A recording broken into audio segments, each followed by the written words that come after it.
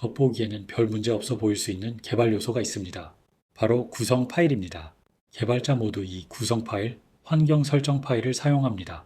애플리케이션을 유연하고 적응력 있게 만들어주는 수단입니다.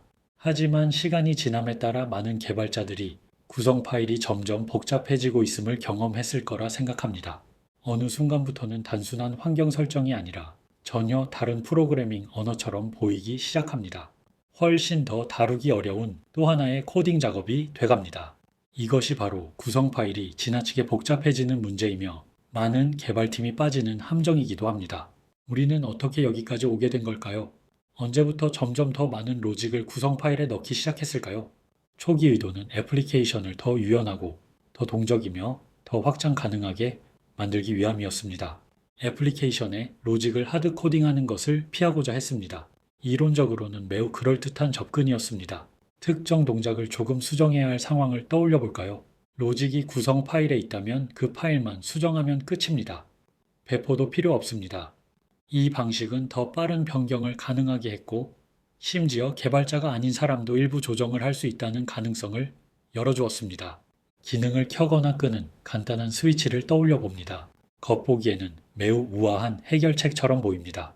게다가 코드를 건드리지 않고도 온갖 새로운 기능을 수행할 수 있도록 구성 가능한 범용 시스템을 만들고자 하는 유혹도 종종 존재했습니다.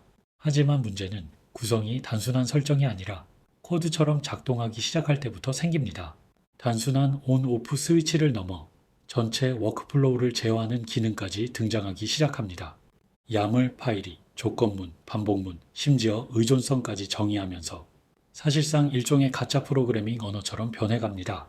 심지어 복잡한 규칙 엔진에 의해 구동되는 데이터베이스에 존재하는 과도하게 범용적인 시스템을 마주하게 되기도 합니다. 구성으로 구현한다고 해서 제품 요구사항이 마법처럼 단순해지는 것은 아닙니다. 더 복잡한 동작이 필요해질수록 구성 파일 역시 점점 더 복잡해집니다. 이는 다양한 상황에 유연하게 대응할 수 있는 범용 시스템을 만들고자 하는 욕구에서 비롯되는 경우가 많습니다. 단순한 설정에서 복잡한 로직으로 구성 파일이 변화하면서 우리 프로그래머들에게는 심각한 문제가 생기기 시작합니다. 우선 디버깅이 악몽이 됩니다. 실제 코드에서는 브레이크 포인트, 테스트 프레임워크, 실행 단계를 검토하는 도구들이 있습니다. 하지만 핵심 로직이 제이손이나 야물 같은 구성 파일에 묻혀 있을 때는 디버깅이 일종의 탐정 작업으로 바뀌게 됩니다. 여기저기 흩어진 설정들을 쫓아다니며 애플리케이션의 예기치 않은 동작을 이해하려 애써야 합니다.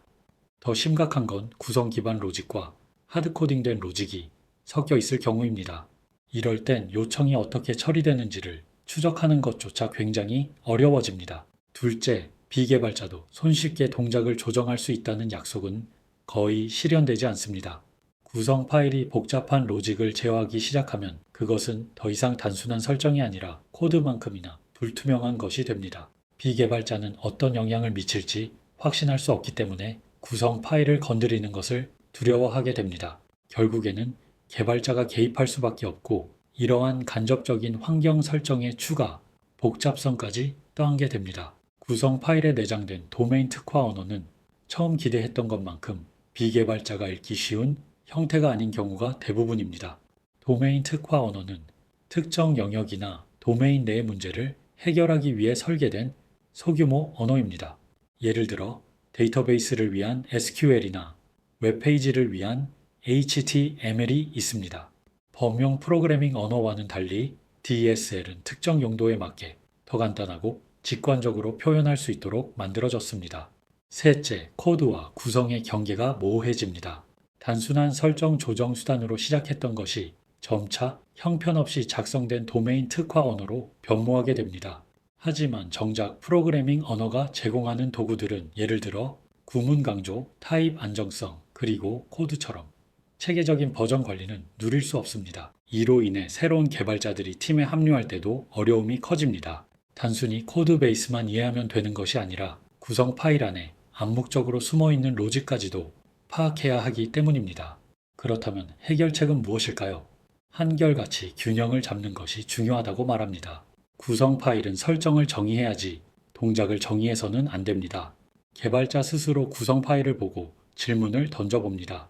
이걸 실제 코드로 표현하는 게 더 이해하기 쉬운가? 만약 그 대답이 예라면 개발자는 구성 파일을 통해 지나치게 추상화하고 있을 가능성이 높습니다. 복잡한 로직을 구성 파일에 담는 순간 개발자는 본질적으로 애플리케이션 안에 더 나쁜 프로그래밍 언어를 새로 만들고 있는 셈입니다.